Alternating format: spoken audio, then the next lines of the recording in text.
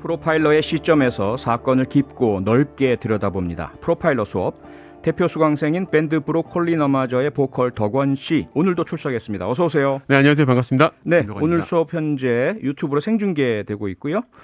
유튜브에서 표창원의 뉴스 아이킥을 검색하시면요, 저희 수업 장면도 직접 보실 수 있고 댓글로 참여도 하실 수 있습니다.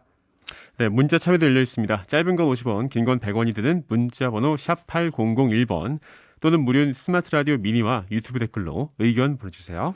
네, 오늘 만나볼 사건은 무엇입니까? 네, 입학식과 개학식이 많은 한 주였는데요. 이번 주에 있었던 비극적인 사건입니다. 준비된 내용을 먼저 들어보시죠.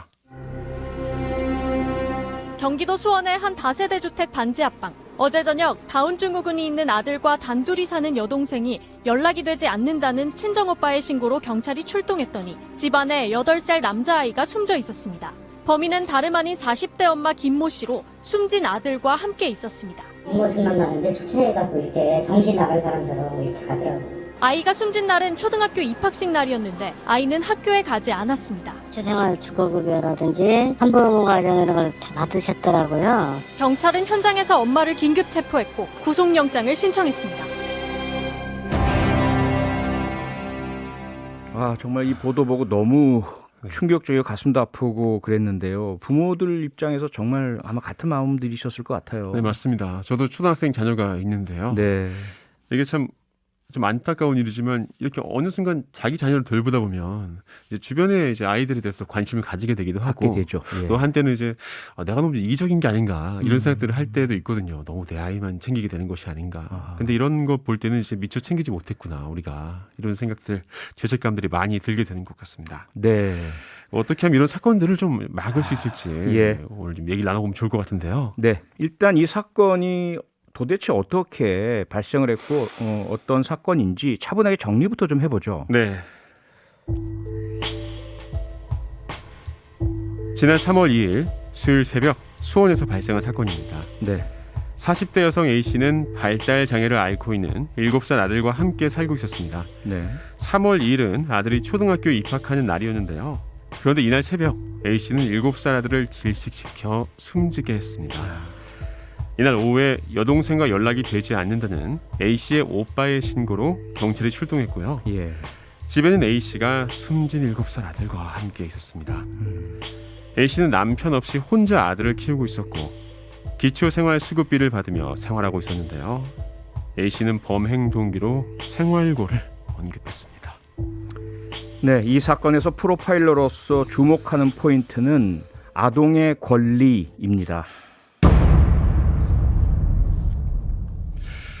일단 그 지난번에도 저희가 언급하고 말씀해 주셨던 네. 이제 그 우리가 소위 동반 어떤 이제 예. 동반되는 어떤 그 생명을 이제 정말 과거에 네. 잘못된 용어로 동반 자살이라는 용어를 사용했는데 그건 맞습니다. 잘못된 용어였고. 그죠. 예, 이제 그런 주로 것들이 이제 바뀌어야 된다는 말씀 많이 하셨잖아요. 그렇죠. 예. 네. 근데 이제 거기서 또 아까 이제 아동의 권리를 말씀하시니까 네. 이런 것들이 참 아동의 권리를 좀 무책임하게 가져가는 행동이구나라는 생각이 들기도 하면서 네. 또 얼마나 힘들었으면 그랬을까 하는 마음이 들기도 하더라고요. 네, 바로 그 점 때문인데요. 일단 이런 사건이 발생을 하면 지난번에 인천에서 뭐 형제가 라면 끓여 먹다가 화재가 네. 나서 비극을 당했던 사건이라든지 유사한 사건들이 생겨날 때 우리가 주로 부모에게 초점을 맞춥니다. 뭐 오죽했으면 얼마나 힘들었으면 또는 그런 맞습니다. 상황을 방치한 이웃이나 우리들의 책임 당연히 그런 얘기를 할 수도 있고 해야 되긴 하겠지만 네.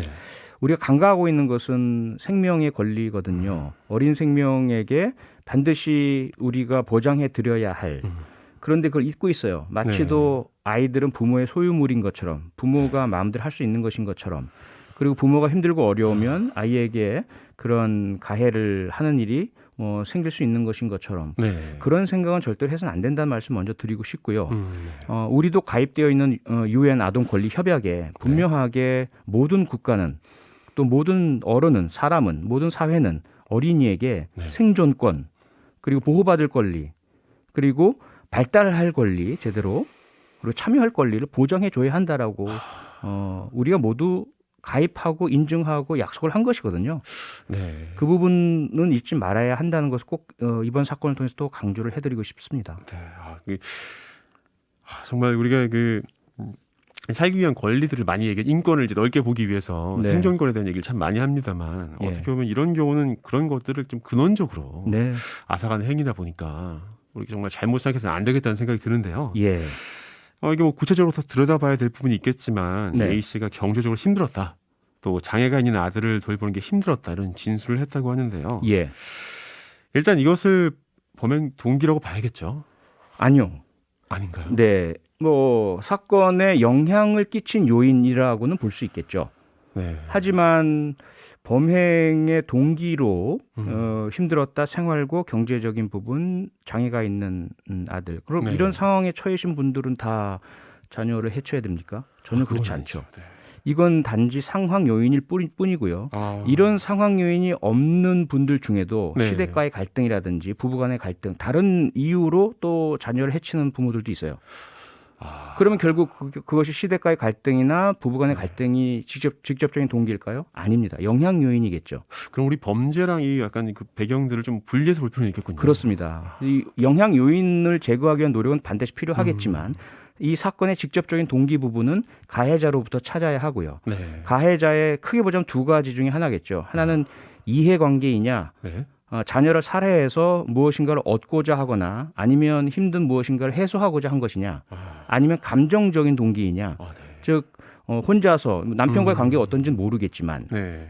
혼자서 힘든 걸 떠맡았다는 불만, 분노 이런 것들을 결국은 키워오다가 네. 자녀를 향해서 투사시켜서 폭발해낸 것이냐, 또는 우리가 모르는 또 다른 어떤 분노 이유가? 동기나 네. 감정적 동기가 있는가, 이건 조금 더 들여다봐야 진정한 이 범행의 동기를 알 수 있을 것으로 보입니다. 근데 이 범행이 일어난 날이 입학식 날 새벽, 그러니까 이제 다음 날은 아이를 학교에 보내야 되는 그 시점에 일어났다고 네. 하잖아요. 네, 이 점에 대해서도 언론은 주목을 하는 것 같은데 예. 영향이 있을까요? 영향 요인은 분명히 되겠죠. 네. 학교에 등교를 해야 되고 입학식을 치러야 되고 그 과정에서 본인이 동반 등교를 해야 될 테고요. 네. 보호해서 그런 가운데 따르게 될 여러 가지 불편, 주변의 시선, 그리고 이제 등교 이후에 계속 학교를 다니게 될 때에 치러야 할 부모로서의 책임과 의무, 여러 가지 것들을 떠올리게 되면서 그 전까지는 그래도 견딜 수 있었던 부분을 네. 입학식 날이 오면서 더 이상 못 견디겠어? 라고 하고 그 동기가 직접적으로 무엇이었든 간에 살인이라는 형태로 표출해냈을 가능성은 분명히 있죠. 압박이 더 커졌겠군요. 예. 사실 그 키우던 자식을 이렇게 했다는 것이 정말 너무 안타까운 일이고 또 있어서는 안 될 일일 텐데요. 이런 것들을 우리가 막을 수 있는 징후가 있을까? 지난번에도 제가 여쭤봤던 부분이지만 네. 궁금하기도 하고요. 또 한편으로는 이제 그걸 알기 힘들었을 것 같아요. 왜냐하면 네. 이전에 유치원이나 교육원에 다닌 적이 없다고 합니다. 예, 그래서 예. 교육 당국이 정보가 없었다고 해요. 네. 징후가 분명히 있었을 것으로 보이는데 그 가장 이제 직접적인 근거는 신고 경위죠. 이 가해자 엄마의 오빠가 네. 경찰에 신고를 했다고 하지 않습니까? 네. 왜? 연락이 안 닿아서 걱정되니까. 근데 그 정도로 경찰에 신고할 정도라면은 그렇죠. 조금 뭔가 걱정이 되니까, 우려가 되니까 네. 사전에 징후가 있었다는 이야기죠. 그 전에 그런 어떤 뭐 고통과 어려움을 토로했다든지 더 이상 뭐 살기 힘들겠다든지 네. 걱정할 만한 어떤 상황이었기 때문에 연락을 취하려 했겠고 연락이 닿지 않으니까 경찰에 신고를 했겠죠. 그럼 친오빠는 뭐 알고 있는 부분이 있었겠네요. 아무래도 네. 그런 부분들, 우려나 걱정할 만한 요소들이 있었을 것으로 보입니다. 네.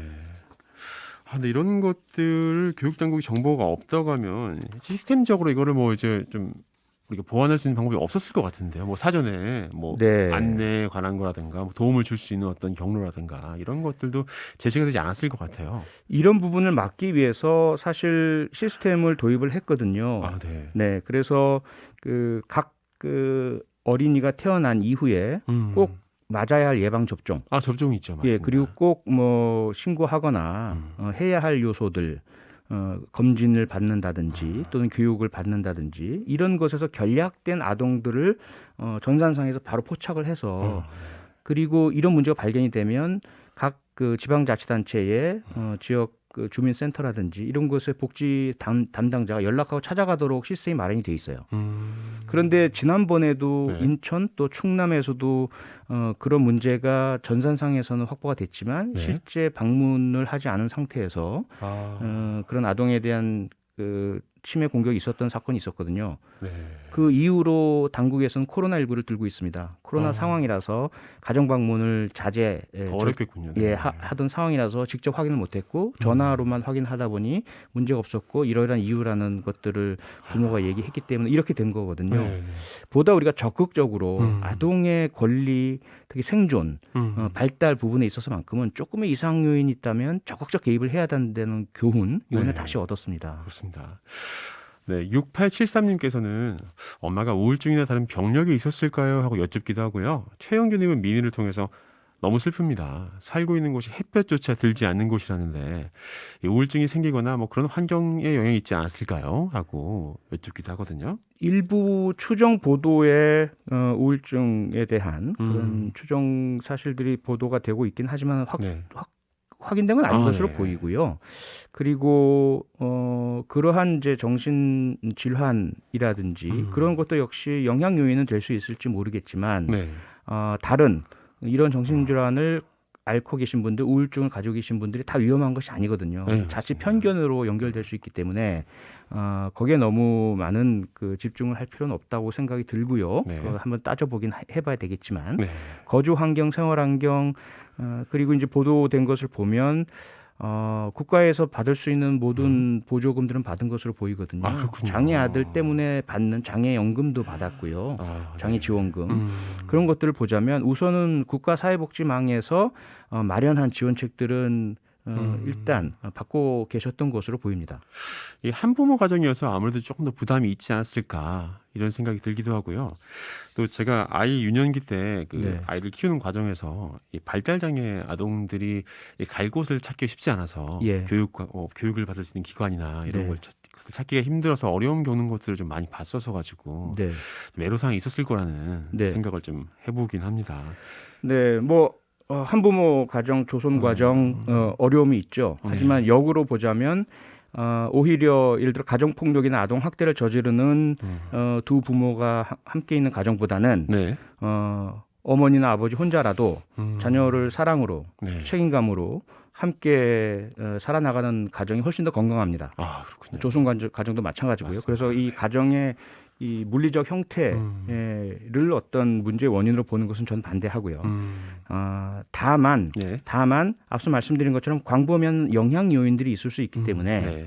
이 사건의 배경에 있는 우리 사회복지의 사각지대라든지 또는 앞서 말씀드린 것처럼 아동권리협약에 있는 의무는 개인이 아니라 국가가 지는 의무거든요. 네. 그럼 우리 대한민국이 현재 대한민국에 태어난 아동 모두의 그 부모가 누구이건 어떤 상황이건 또는 어떤 장애를 가지고 있건 과연 생존과 발달과 또 참여와 이 모든 것들을 제대로 보장받고 있는 아동 권리가 네. 지켜지는 제대로 된 나라인가를 자문해 볼 필요가 분명히 있는 거죠. 아까 그 지원되는 것들을 많이 이제 지원되는 것들은 수급을 하셨다고 하는데 예.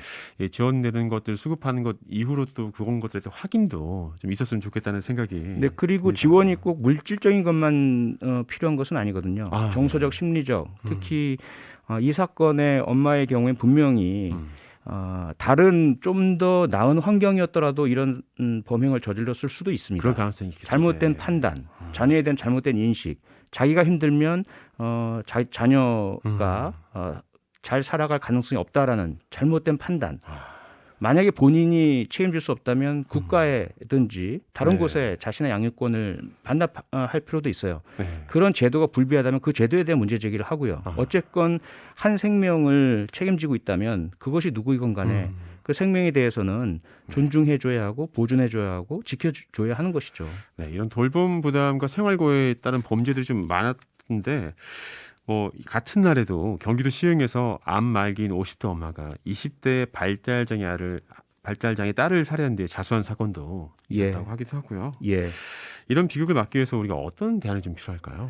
가장 근본적으로는 앞서 말씀드린 것처럼 어떤 어린이든지 부모가 그 어린이에게 학대를 가하거나 생명을 빼앗을 권리가 없다는 것. 맞습니다. 우리가 모두가 공유를 했으면 좋겠어요. 네. 두 번째는 부모가 만약에 그런 제대로 된 보호와 양육을 하지 못할 경우에 네. 대신 보호 양육을 해줄 시스템을 갖춰야 합니다. 대한민국이. 네. 우리 대한민국이 현재 위탁가정, 입양 혹은 보호 시설 이런 부분에 있어서 늘 취약성을 보이고 있거든요. 인식의 개선, 제도의 개선, 시스템의 개선 말만 계속 되고 있을 뿐이지 실제로는 이루어지지 못해요. 그러다 보니까 이런 상황에서 이 엄마는 내가 이 아이를 제대로 키울 자신도 또 없고 능력도 없고 힘들고 네. 그런데 나 아니면 다른 누구도 이 아이를 키워줄 수 없다라는 절망감, 신뢰가 없는 거죠. 잘못된 판단을 하게 된 거군요. 예, 국가와 사회에 대한 신뢰가 없다니까 이런 잘못된 판단을 하게 되는데 이것을 전적으로 본인의 잘못이긴 하지만 이걸 개선할 수 있는 노력은 국가가 해야죠. 맞습니다. 근데 오늘 수업 여기까지 할까요? 네, 알겠습니다. 아픈 가슴 안고 여기서 마쳐야 될 것 같습니다. 다음 주에 뵙죠. 지금까지 밴드 브로콜리 너마저의 덕원 씨였습니다. 감사합니다. 수고하셨습니다. 평일 저녁 6시 5분에 여러분을 찾아갑니다. MBC 라디오 표창원의 뉴스 하이킥.